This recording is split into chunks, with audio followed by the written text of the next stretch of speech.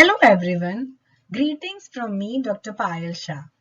I am an Ayurvedic doctor with post-graduation in dietetics. I am currently working as a consultant dietitian and wellness expert at my clinic. I have an experience of more than 10 years in this field.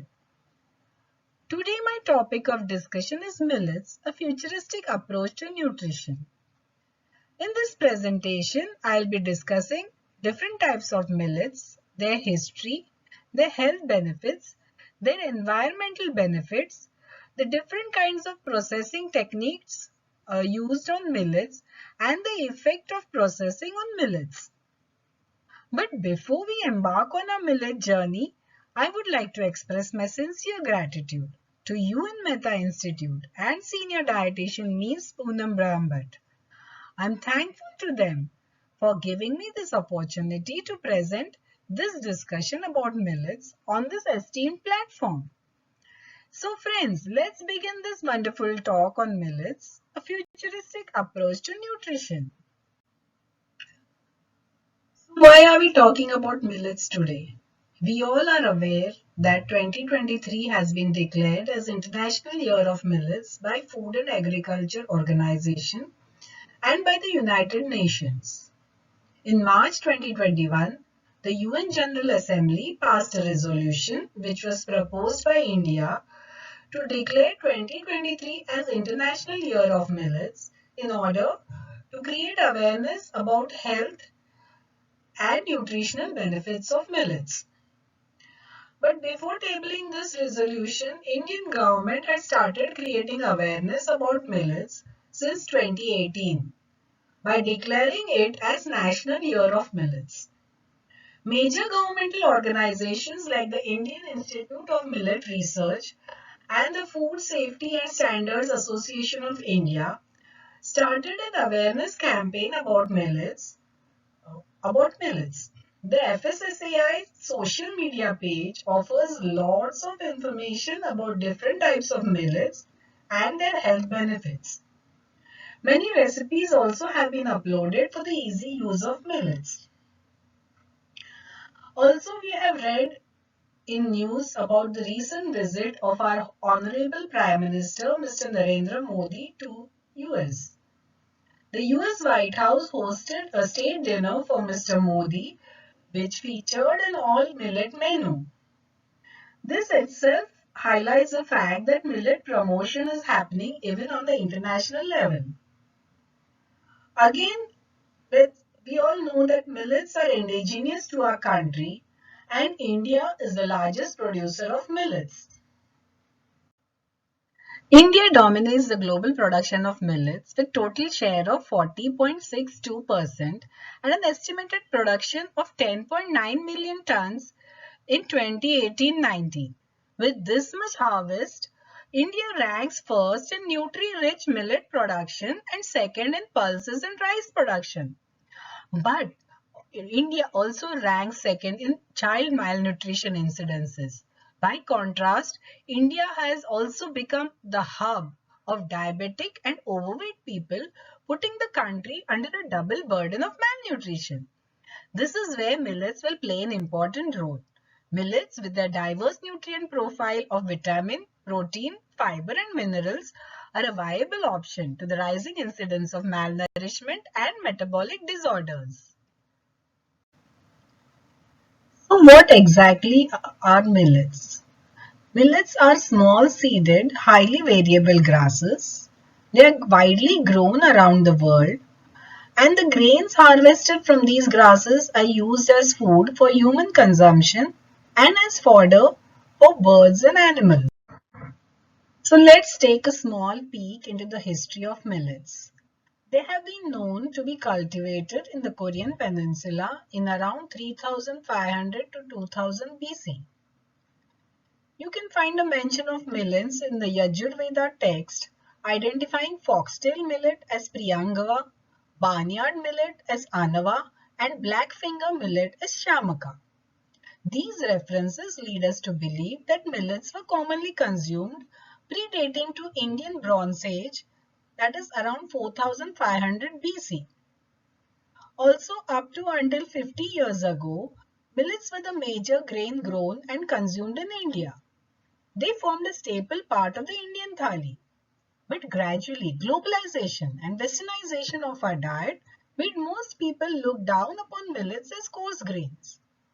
The urban consumers thought of millets as food that our village ancestors lived on, and these were then exchanged for a more refined diet consisting mainly of rice and wheat. Also, to emulate the developmental model of Western nations, Indian government too promoted the cultivation of rice and wheat, and therefore the millet production and consumption showed a sharp decline. Another reason for the slump in use of millets was because millets did not offer good profits to agrochemical corporations. But we can see winds of change now. Efforts are being made to help change mindsets of the people and to educate farmers about better growing techniques. Climate change is creating havoc in the environment around us, and the weather is no longer a reliable factor in agricultural practices. Hence, we need crops that can withstand adverse weather conditions, and it's the millets that can show us the way forward. The Smart Food campaign is giving a major boost to the cause of millets. Smart Food has teamed up with the Indian Institute of Millet Research, the National Institute of Nutrition, and the Self-Employed Women's Association to boost the demand of millets. Their tagline goes, "Good for you, good for the planet, and good for the smallholder farmer." We are well aware that grains or cereals form a major part of our everyday diet. These can be classified into three categories depending on their nutrient profile. Positive grains. These grains are high in their fiber content with up to 8 to 12% of fiber, have a low carbohydrate content, and are a fairly good source of protein. Examples are foxtail millet, kodo millet, etc. The second category is of neutral grains. They have a medium fiber content with 1.2 to 2.7%, a medium carbohydrate and protein content. Examples are pearl millet, that is bajra, sorghum, that is jowar, and finger millet, that is ragi. The last category is the negative grains, which have a very low fiber content, about 0.5 to 1.2 gram per 100 gram, a low protein content also, but a very high carbohydrate content. Examples are wheat and rice. Now the neutral grains are well known to us. These are also known as major millets, but very little is known about the positive grains, which are also called the minor millets. The types of minor millets used and grown in India are foxtail millet or kang, barnyard millet or samo, kodo millet or kodri, little top millet or kutki, brown top millet or harikang, proso millet or shenu. Some other millets like job steers, fonio and teff are not grown in India and therefore not used in India. Millets are also called nutri-cereals as they are endowed with a rich nutrient profile. Each millet has its own special property, but in general, millets have the following health benefits. They have a low glycemic index and therefore they can be included in the diet of type 2 diabetic patients. Mean glycemic index of millets is around 50 to 55, which is 36% lower than typical staples of milled rice, which is around 70 to 72%, and refined wheat, whose glycemic index is around 74. Due to their high fiber content, millets help reduce cholesterol, help relieve constipation, and aid in weight loss. All millets are rich in magnesium and potassium. These minerals help lower blood pressure and can therefore benefit patients with hypertension. Millets, with their good nutritive profile of micronutrients, can be an ideal weapon to fight malnourishment. Millets are gluten-free and hence reduce attacks of celiac disease by reducing attacks of celiac disease caused by common cereals that contain gluten. Regulating digestion can increase nutrient retention and reduce chances of serious gastric conditions like ulcers and colon cancer. The fiber in millet helps reduce constipation, excess bloating, and cramping. Long-term millet consumption helps lower the fasting and postprandial blood glucose levels significantly by 12% and 15% respectively. It also helped lower the HbA1c from 6.65 to 5.67 among pre-diabetics.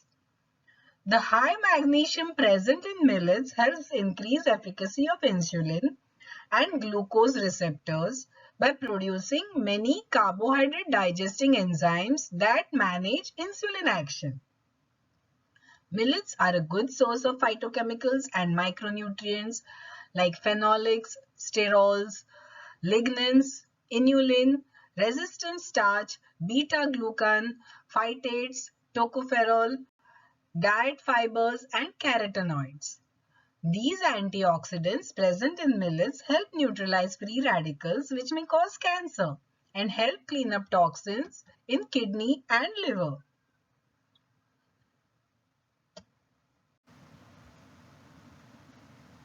Now let's discuss in detail about each of these positive grains. Foxtail millet, also called kang or kangni in native language. It's an annual grass grown for human food. It is the second most widely cultivated millet in Asia. Foxtail millet was first cultivated in China in 8700 BC. In India, it is mostly grown in the southern states of Maharashtra, Karnataka, Andhra Pradesh and Tamil Nadu. This millet is not only health friendly but also farmer friendly. It is a light yellow brownish colored grain. It has a low glycemic index and acts as insulin stimulant by improving body cell response to insulin. Therefore, it can be used to decrease the blood glucose levels in diabetic patients. High fiber content gives it a gastroprotective property, hence can be helpful in patients with colorectal cancer. Its high content of insoluble fiber helps reduce formation of gallstones and bile cholesterol levels. The presence of calcium, iron, zinc and methionine, an essential amino acid, makes foxtail millet useful in undernutrition malnourishment. Barnyard millet, which is also called samo in local language or morayo in Gujarati. It is mainly grown in the hilly areas of Uttarakhand. It is one of the fastest growing crops with just 45 days needed for ripe grain production in optimal weather. As the taste of this millet is similar to broken rice, it is also called sawa chawal. In India, cereals are not consumed on fasting days, hence barnyard millet is a popular ingredient in fasts. It has a low calorie index and the presence of a highly digestible protein in samo makes it ideal for weight loss. It is a millet with highest fiber content with both soluble and insoluble types present and hence it relieves constipation, reduces cholesterol and helps in weight loss. Due to its low glycemic index, samo is recommended food for patients with cardiovascular diseases and type 2 diabetes. As samo is gluten-free cereal, it is a good alternative to rice and wheat for patients having gluten allergy or celiac disease. Kodo millet, also called kodri in local language, has been cultivated for the last 3000 years. It is grown in Russia, Japan and Africa along with India. India is the largest producer of kodo millet. The high fiber content of kodo millet prevents hepatic steatosis and thereby works in preventing gallstones and fatty liver formation. Some animal studies suggest its role in prevention of systemic inflammation and therefore it can help in preventing lifestyle disorders like hypertension, diabetes mellitus, and hypercholesterolemia. The presence of niacin, riboflavin, iron and calcium in good amount in kodo millet makes it helpful to fight micronutrient malnutrition or hidden hunger. Kodri contains polyphenols like catechin and taxifolin, which help prevent weight gain by reducing hunger pangs. Kodo millet can be used as a flour to make bakery products like biscuits, cakes, etc. And as whole grains, they can be used in fermented foods and other dishes like porridge, pulao, kheer, upma, etc. Little millet is also called kutki in local language. It is cultivated in Nepal, Myanmar and Sri Lanka apart from India. It has been an integral part of diet of the tribals of Eastern Ghats of India. It is a hardy crop that can withstand drought and waterlogging. The high fiber content in kutki reduces the fat depositions in body. It contains antioxidants like tannins and flavonoids which help delay aging, delay the formation of cataract and help in prevention of cancer. Due to high magnesium content, it can be helpful in improving heart health. The presence of complex carbohydrates and high fiber makes it beneficial for the regular consumption of diabetic patients. Brown top millet or haricang grows well even in hot weather. It doesn't need much water for its cultivation. In India, it grows in Andhra Pradesh and Karnataka. Due to the presence of high amount of protein, it is easy to use as a flour for roti or chapati as the necessary binding is available in haricang. It is high in thiol, an antioxidant with a sulfide group that aids in cancer prevention. Presence of good amount of niacin and thiamine makes it beneficial in nerve-related problems like paralysis, autism, Parkinsonism, Alzheimer's, etc. A good lignin content in brown top millet is what promotes skin health and gives skin a good elasticity. Haricang is endowed with highest fiber content, almost 12.5 grams per 100 gram, and this makes it helpful in cleansing the digestive system, in resolving chronic constipation, piles and fissures. The last among the minor millets is proso millet, also called cheno. It is cultivated in China, India, Nepal, Russia, the Middle East, Turkey and Romania, but not in Africa. In fact, it is one of the few which does not grow in Africa. It has a high magnesium content which helps lower blood pressure. Therefore, it reduces the chances of stroke, heart attacks and atherosclerosis. The presence of phenolic compounds and high amount of calcium in proso millet makes it useful to enhance bone and dental health. The fiber content in proso millet helps lower bad cholesterol and promotes good cholesterol levels in blood. Regular consumption of proso millet may help reduce the risk of breast cancer in women by 50% according to certain studies. Proso millet can be used in soaked or sprouted form along with vegetables in soups, salads, porridges, and its flour can be used to make roti, thepla and paratha. Pearl millet or bajra as it is locally known is a millet widely consumed in India, especially during the winter months. Its cultivation dates back to 2000 BC. Bajra is a crop that thrives well in harsh climate, drought conditions and low fertile soils. Rajasthan is said to be the top producer of bajra in India. Bajra has a low glycemic index, a complex carbohydrate content and digestible starch. This makes it ideal for prevention of type 2 diabetes. The high protein and fiber content of bajra makes it useful in weight loss. Its iron and fiber content reduces the visceral fat, therefore can be used for girls and women with PCOS. Iron and protein in bajra also makes it beneficial to combat iron deficiency anemia. Hence, it is also good for lactating mothers. It is used as a flour to make roti, bhakri, thepla, and also bakery products and sweets like laddus. When it is used as soaked grain, it is used to make porridge, pulao, khichdi, etc. It is also used as a nutritious feed for livestock. Sorghum or jowar is also called great millet. It is cultivated all over the world, including Europe, the Americas, Asia, and Africa. It contains a good amount of fiber and it is gluten-free grain. This is the reason it is suitable for consumption for people with digestive issues, gluten allergy, and celiac disease. The low glycemic index and high fiber content makes it useful to manage diabetes. This cereal may also help reduce the risk of certain cancers due to its antioxidant profile.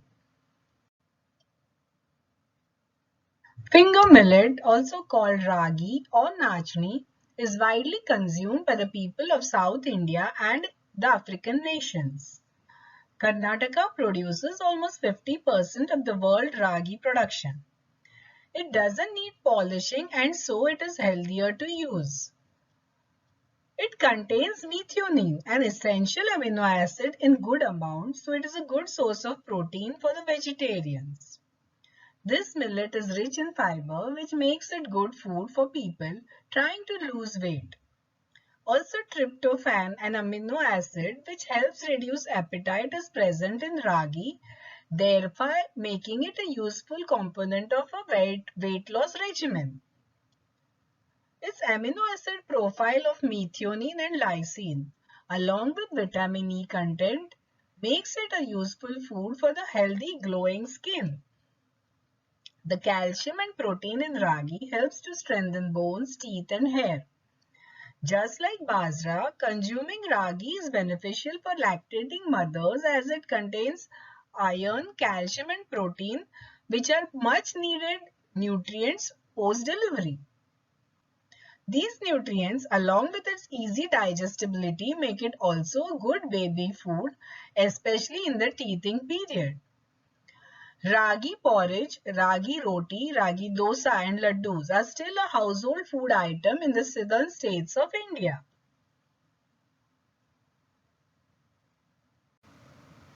The health benefits of all millets are immense, but so also are their environmental benefits. All millets are hardy crops with a quick yielding harvest. They grow well even in harsh weather conditions, need low levels of irrigation and are adaptable even in drought-prone areas.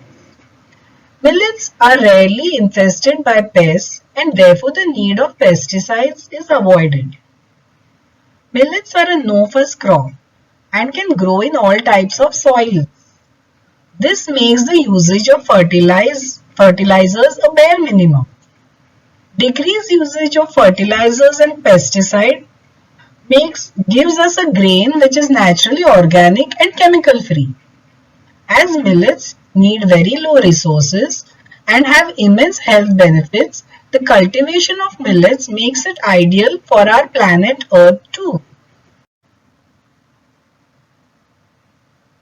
Having seen the countless health benefits of millets, we all would be wanting to make them a part of our daily diet. So here are some tips to use millets in the right way. The store-bought millets are dehulled, that is we get them without their outer covering. But still they have a thick outer coating which makes them difficult to digest. Hence they need to be soaked for 6 to 8 hours. Soaking helps dissolve the outer phytates and increase the bioavailability of the nutrients. Soaked millets are also easy to cook. To make a flour, again we need to soak the millets well, then shade dry them till all the moisture is gone and roast them slightly, which is an optional process, before you grind them to make flour. Soaked whole millets can be used to prepare pulao, khichdi, porridge, kheer, lapsi, upma, etc. The flour made from millets can be used to make dosas, roti, chilla, thepla, and also in bakery products like cakes, muffins, biscuits, etc. In order to cook millets, we need to soak them. They have to be soaked in 3 times the amount of water for at least 6 to 8 hours. After soaking, cook them in an earthen or a metal pot till all the water is totally absorbed. Once cooked, remove from heat and fluff it gently with a fork. Allow it to cool completely. Ambil or khameer is a fermented porridge made from millets. This using ambil or khameer is a good way to start your millet journey. This is useful in restoring your gut health. The regular consumption of this fermented porridge has helped speed up recovery in chronic illnesses, especially the autoimmune types. All food grains, including millets, have anti-nutrients. These are phytochemicals that plants produce for their own defense. These compounds hinder the nutrient absorption and thereby decrease bioavailability of nutrients and its utilization. When consumed uncooked, products with anti-nutrients may be detrimental or pose health issues such as micronutrient malnourishment or nutritional deficiency or bloating. Millets have high concentration of anti-nutrients such as tannins, phytates, oxalates, trypsin and chymotrypsin inhibitors. These anti-nutrient factors decrease nutrient bioavailability due to their metal chelation and enzyme inhibition capacity. These decrease the absorption of minerals and proteins. The need of eliminating anti-nutrient factors is fulfilled by pre-treatment or processing techniques of food grains. The processing techniques used on millets include debraning, soaking, germination, fermentation, and autoclaving. These processes add value to food by enhancing the bioavailability of proteins and cations like calcium, iron, and zinc. Global food security is at risk, and so effective utilization of available millet crops to develop affordable, palatable, and nutrient-rich product is the need of the hour. Millets are processed in order to remove inedible portions and to convert them into cooked and edible form. Therefore, processing is crucial as it increases bioavailability of nutrients and organoleptic properties and decreases anti-nutrients.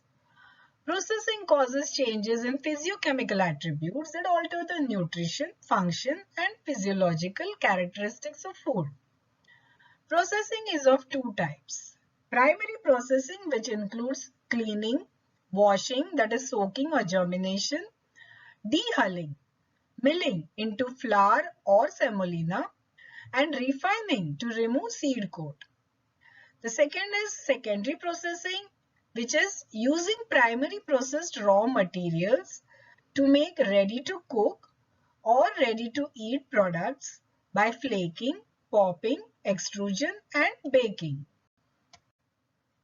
Traditional processing methods include debraning, milling, roasting, soaking, steaming, germination, popping, flaking, ready-to-eat salted grains, and fermented products.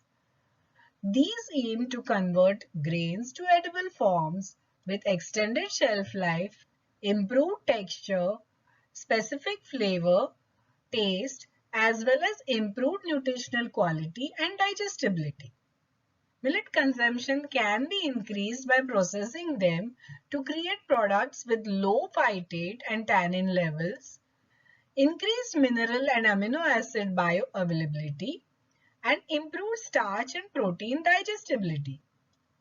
Certain millets have high concentration of unsaturated fatty acids, giving rancidity and off flavor to millet flour on storage. This happens due to lipolysis caused by oxidation of de-esterified fatty acids. Understanding the influence of processing on nutrient profile will lead to better utilization of millets. This also assists in choosing an appropriate processing technique for millets to maximize nutrient availability, improve palatability, and increase shelf life. Now let's see the effect of processing on the protein content of millets. Protein digestibility in cereals, millets, and legumes improves throughout germination and fermentation process. Germination of foxtail millet increases protein concentration due to synthesis of new amino acids, according to one study. Another study also shows similar results were observed in pearl millet. Natural fermentation of pearl millet significantly increases protein concentration due to mobilization of stored nitrogen. Fermentation also decreased anti-nutrients like phytates and converted insoluble protein to soluble form. This is because due to the synthesis of proteolytic enzymes by the microflora. Also, malted pearl millet, that is malting is a process where you soak it for 24 hours and then give it 18 hours to germinate. So malted pearl millet also enhance the protein content. So soaking, malting, germination and fermentation help increase the total protein and protein digestibility of millets. These processing techniques can be used to develop protein-rich foods.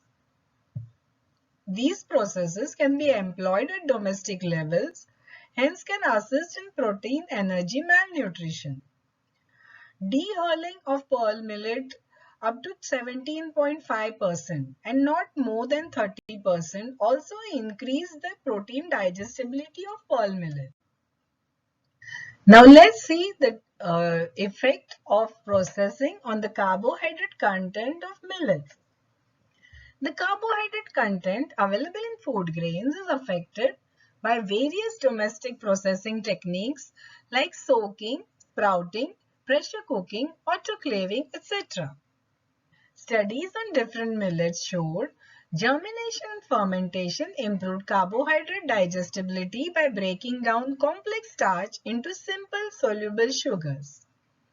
Hence, these techniques can be used to develop energy-dense and easily digestible foods like infant formula. Another study on digestibility of proso and pearl millet revealed parboiling decreased total starch by 5 to 10% as the starch started leaching out during soaking and boiling. This decrease in starch led to lower glycemic index of these millets. Therefore, parboiling can be utilized to formulate products for metabolic diseases like diabetes mellitus and obesity. Let's see the effect of processing on the fiber content in millets. Millet bran is a major source of dietary fiber. This fiber is mainly complex polysaccharide which are not readily available to the human body. Decortication or dehulling reduces this fiber content. Dehulling done beyond 30% of the kernel may reduce the fiber content substantially. Therefore, the extent of dehulling needs to be controlled in millets to maximize their fiber content. Thermal processes like roasting, puffing and popping resulted in decline of the crude fiber present in millets. Milling of millets caused a decline in insoluble dietary fiber compared to whole millet flour, which was prepared after germination. Therefore, to utilize millets fiber-rich quality, And in order to reduce type 2 diabetes and constipation, we must advise consumers to prefer whole or unpolished millets and their products. So how does processing affect the mineral content in millets? We all know millets have anti-nutrients, and soaking is a process which helps reduces these anti-nutrients and improves their mineral bioavailability. Germination of foxtail millet and pearl millet flour improves the mineral compound availability. Decortication and dehulling of grains decrease the total mineral content but increase the bioaccessibility of minerals. Milling and sieving of foxtail millet causes reduction in some minerals such as iron, calcium and zinc. Studies indicate that pure culture fermentation, fermented products increase the bioavailability of minerals. So what does processing do to the vitamin content in millets? Polishing or debranding results in lower vitamin values in millets. Little Millet showed that decortication resulted in 67% reduction of vitamin E. Milling and sieving showed considerable decrease in vitamin B and a modest reduction in vitamin E. Germination and probiotic fermentation helped elevate levels of thiamine, riboflavin, and niacin. Studies suggest milling and dehulling cause loss in majority of vitamins as these are accumulated in the outer layer. Germinating helps improve availability of important. Now let's see the effect of processing on the fat content of millets. Germination has an impact on lowering of the fat content in millets as the fat in the millets is used as a source of energy during germination. Thermal processing like pan cooking and microwave heating resulted in decreased level of fat content. Roasting, puffing and popping also decreased crude fat content. Milling, malting and fermentation also showed a reduction in fat content. So manufacturers can use simple techniques as soaking, germination and malting to develop low-fat food products from millets. High temperature processing would damage the fat quality and might reduce the taste and flavor of the processed foods. That brings me to the end of today's discussion on millets. In order to conclude, let's summarize what we saw today in the presentation. Millets are nutrient-dense cereals cultivated since ancient times. All are hardy crops that grow well in adverse weather conditions. They are high in fiber content with micronutrient profile, hence useful to manage micronutrient malnourishment or hidden hunger. All millets are gluten-free and hence a good alternative to wheat and rice. Processing of millets is necessary to make affordable, palatable and nutrient-rich products. Increased usage of millets will lead to increase in their cultivation, thereby helping the farming community. The use of millets can help curb the rising incidence of type 2 diabetes and cardiovascular diseases. Thus, these long-ignored, nutrient-dense cereals can pave the way for a futuristic approach to our nutritional needs. Thank you for your patient listening. Hope this presentation will encourage you all to include millets in your regular diet. Have a good day.